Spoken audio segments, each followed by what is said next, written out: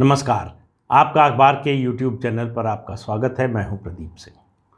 उत्तर प्रदेश विधानसभा का चुनाव जैसे जैसे आगे बढ़ रहा है वैसे वैसे और इसकी संभावना बढ़ती जा रही है कि ये पूरी तरह से दो ध्रुवीय होगा।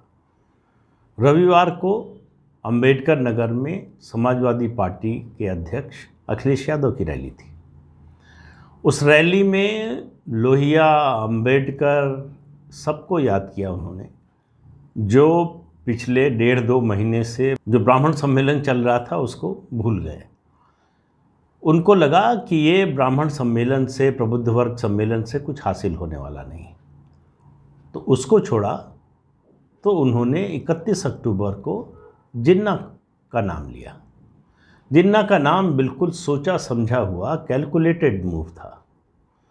अब मेरी नज़र में वो सेल्फ गोल था। बीजेपी यही चाहती है कि अखिलेश यादव यही बोलें, इसी तरह की बात बोलें, इसी पिच पर रहें। इस पिच पर बीजेपी के लिए अखिलेश यादव की ऐसी बातें फुलटॉस की तरह है, चक्का मारने के लिए। तो सोमवार को योगी आदित्यनाथ, उत्तर प्रदेश के मुख्यमंत्री, कैराना पहुँचे। बहुत से लोगों के मन में सवाल हुआ कि भाई पहली बार पहुँचे मुख्यमंत्री बनने के बाद से। जो लोग पलायन कर गए थे 2013 में अखिलेश यादव की सरकार के समय, उनमें से तमाम परिवार वापस आ गए। उनको आश्वस्त करने गए थे कि कोई खतरा नहीं है। जो धमकाते थे अब वो दया की भीख मांग रहे, तो आपको डरने की ज़रूरत नहीं। पीएसी की बटालियन के लिए आधारशिला रखने गए थे कि पीएसी की बटालियन भी होगी। अब जो लोग उत्तर प्रदेश को जानते हैं, उत्तर प्रदेश पुलिस को जानते हैं, पीएसी का नाम सुना है, वो जानते हैं कि पीएसी ये एक ही शब्द, प्रोविंशियल आर्म्ड कांस्टेबलरी, पीएसी, ये घर घर में नाम जो है प्रचलित है और जानी जाती है एक काम के लिए, दंगाइयों का हाथ पैर तोड़ने के लिए। तो इसका पीएसी लगा दी गई कहीं, तो आप समझिए कि आधा दंगा कंट्रोल में आ गया। ये छवि है उत्तर प्रदेश में पीएसी की। लेकिन योगी आदित्यनाथ गए थे, उन परिवारों से मिले, उनको आश्वासन दिया पीएसी के भवन के लिए जो है, उसके बटालियन के लिए जो इंफ्रास्ट्रक्चर बनने वाला है उसका शिलान्यास करने गए। ये सब एक बात है। योगी का कैराना से, पश्चिमी उत्तर प्रदेश में कैराना से चुनाव अभियान शुरू करना बहुत सी बातें कहता है। पिछले 1 साल से, जब से ये तथाकथित किसान आंदोलन चल रहा है, लगातार कहा जा रहा है कि पश्चिमी उत्तर प्रदेश में बीजेपी की हालत ख़राब, पश्चिमी उत्तर प्रदेश में बीजेपी को तगड़ा झटका लगेगा, पश्चिमी उत्तर प्रदेश में जाट नाराज़, फलां नाराज़, ये सब कुछ चल रहा है। पश्चिमी उत्तर प्रदेश में सपा और आरएलडी का, मतलब अखिलेश यादव और जयंत चौधरी का समझौता हो रहा है। दोनों की ओर से घोषणा हो गई, हालांकि अभी हुआ नहीं। ये सब बातें कही जा रही हैं। दरअसल योगी आदित्यनाथ का कैराना जाना एक साथ कई संदेश है, और मेरी नज़र में सबसे बड़ा संदेश है कि वो जो लोग 1000 साल तक राज करने का दंभ पाले हुए हैं, उस दंभ के दर्प को चकनाचूर करने के लिए गए, कि वो राज चला गया, और जो 17 से पहले राज चला रहे थे वो भी चला गया। ये समझाने गए कि 2017 से पहले क्या स्थिति थी। अब आप देखिए, पश्चिमी उत्तर प्रदेश में अवैध बूचड़खाने बंद हो गए। जिस दिन उन्होंने शपथ ली उसके बाद ही अब अवैध बूचड़खाने नहीं चलते। तो पश्चिमी उत्तर प्रदेश के किसानों को अपने जानवरों की चिंता करने की ज़रूरत नहीं रह गई कि उनको कोई चुरा ले जाएगा या ज़बरदस्ती छीन कर ले जाएगा और उनका जो है उनको काट पीट के बेच देगा। ये डर ख़त्म हो गया। ये बहुत बड़ी इंडस्ट्री थी। इस इंडस्ट्री से नेताओं को पैसा मिलता था, इसलिए उनको संरक्षण देते थे। तो वो संरक्षण ख़त्म हुआ, इंडस्ट्री ख़त्म हुई, उनके खिलाफ कार्रवाई हुई। पश्चिमी उत्तर प्रदेश का ज़िला है मेरठ। बहुत सी चीज़ों के लिए जाना जाता है, एक और चीज़ के लिए जाना जाता है। दिल्ली, एनसीआर में, आसपास के राज्यों में अगर कहीं भी गाड़ी चोरी हुई है तो गाड़ी कटने के लिए मेरठ आती है।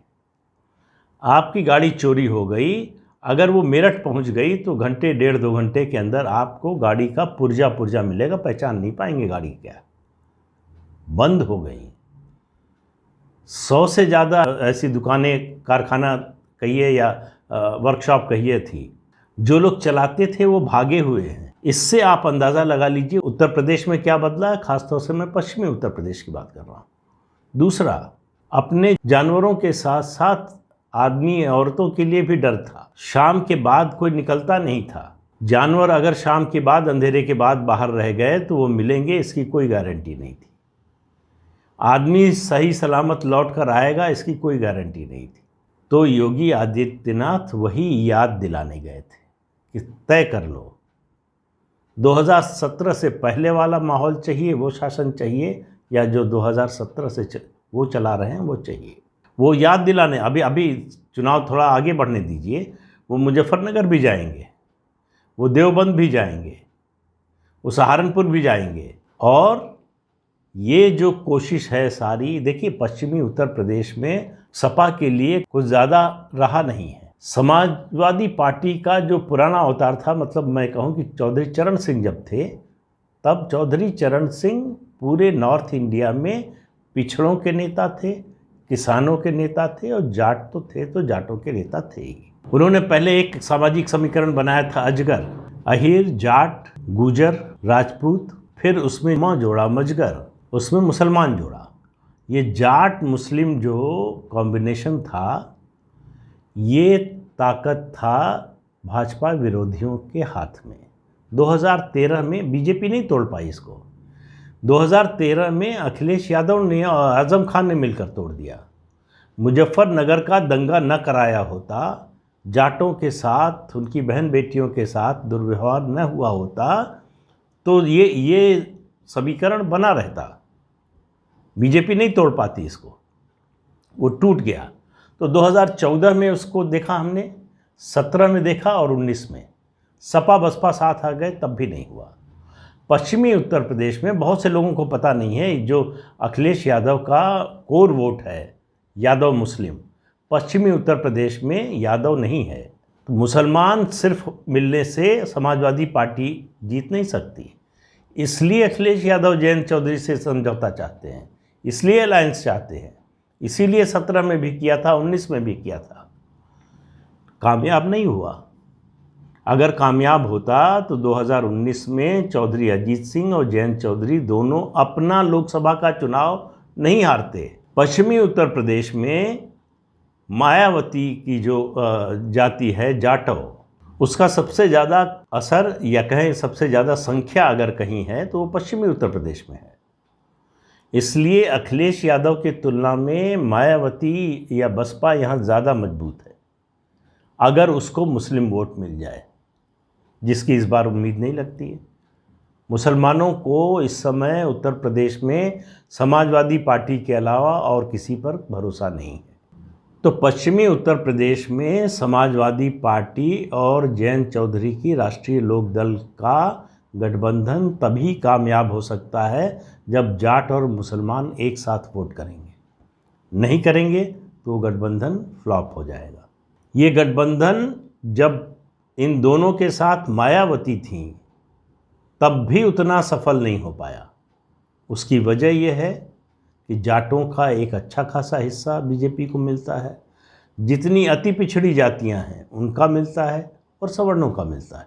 इसी ने 2019 में लोकसभा चुनाव में कामयाबी दिलाई बीजेपी को, सपा बसपा और आरएलडी का गठबंधन होने के बावजूद।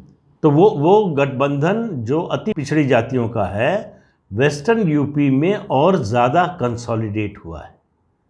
उनको लगता है कि ये किसान आंदोलन के नाम पर जाट जो कर रहे हैं वो दादागिरी है, और उसके विरोध में वो गोलबंद हुए हैं बीजेपी के पक्ष में। तो योगी आदित्यनाथ यही जो फॉल्ट लाइन है, ये जो खाई है, इसको और चौड़ा करने गए थे। वो ये याद दिलाने गए थे कि पिछले 4.5 पौने 5 साल से आप अमन चैन से जी रहे हैं, अपना व्यवसाय कर रहे हैं, अपनी नौकरी कर रहे हैं, आना जाना कर रहे हैं।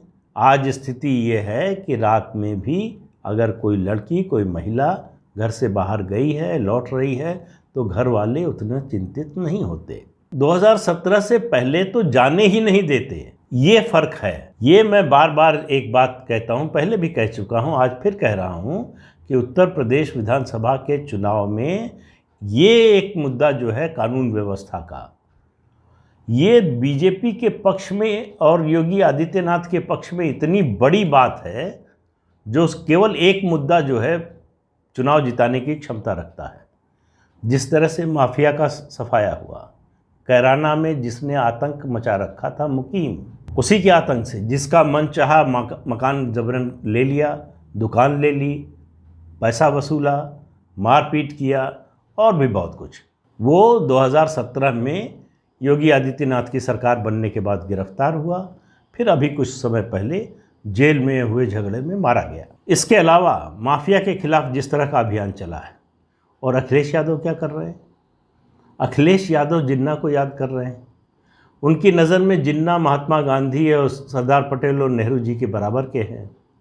आज़ादी के आंदोलन का संघर्ष किया, उन्होंने आज़ादी दिलवाई। अब इसको मतलब कहते हैं कि पैर पर कुल्हाड़ी मारना। तो ये जब बातें करेंगे और जिस तरह के लोगों को ले रहे हैं जिनका माफिया से संबंध है, जिनका कानून व्यवस्था बिगाड़ने से संबंध है, जिनका आतंक का और जो है अपराध का धंधा चलाने से संबंध है, उनको लेकर लोगों को ये बता रहे हैं कि देखो मुझे लाओगे तो फिर से वही राज आएगा, तो डर जाओ, मैं डरा रहा हूँ, डर जाओ। तो अखिलेश यादव दरअसल बात बार बार कही जाती है, अलग अलग पार्टियों के बारे में कहा जाता है। बहुत से समीक्षक कहते हैं कि ओवैसी की टीम बीजेपी की बी टीम है, कोई कहता है कि बसपा जो है बीजेपी की बी टीम है।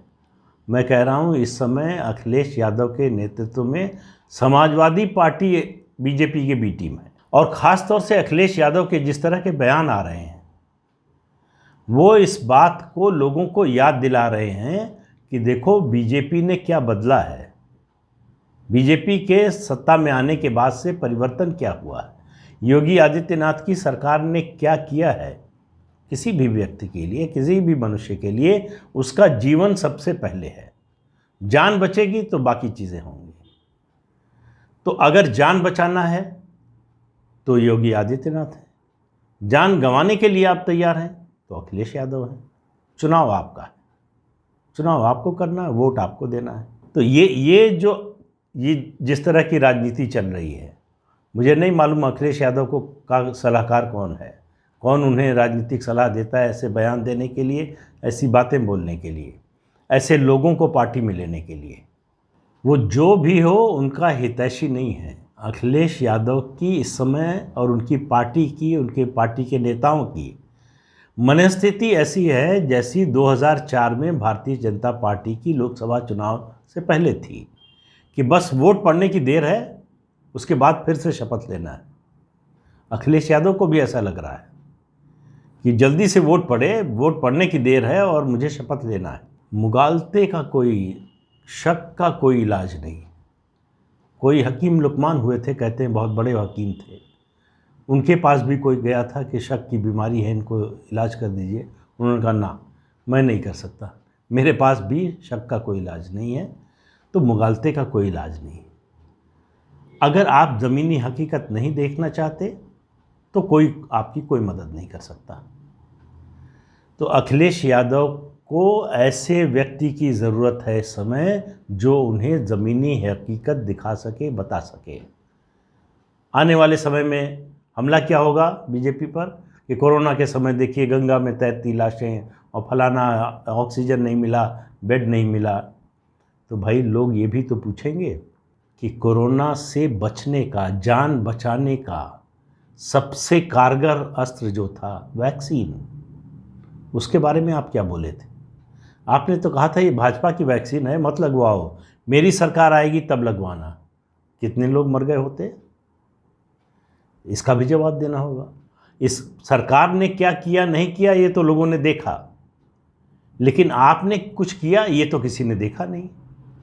तो जब कोरोना में लोग परेशानी में थे, मर रहे थे, बीमार थे, इधर उधर भाग रहे थे, तो आप कहाँ थे? ये जवाब विपक्ष को देना पड़ेगा।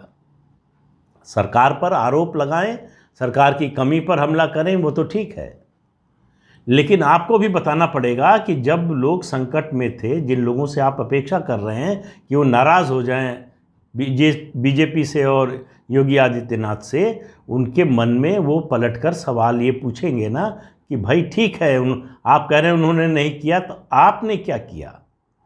आप कुछ नहीं कर सकते थे, सिर्फ खड़े तो हो सकते थे कि हम हैं भाई, हमसे जो हमारी सामर्थ्य है उतना करने को तैयार। तो आप तो नज़र ही नहीं आए। तो मैं तो मानता हूँ लापता विपक्ष और डंके की चोट पर काम करती हुई सरकार के बीच चुनाव है। चुनाव का नतीजा तो जब चुनाव का नतीजा आएगा तभी पता चलेगा, लेकिन हवा किस दिशा में है ये साफ नज़र आ रहा है। आज के अंक में इतना ही, अगले अंक में फिर मिलेंगे किसी नए मुद्दे के साथ। तब तक के लिए इजाज़त दीजिए, नमस्कार। आपको याद दिला दें कि ये चैनल देखिए, शेयर कीजिए, लाइक कीजिए और सब्सक्राइब ज़रूर कीजिए। नमस्कार।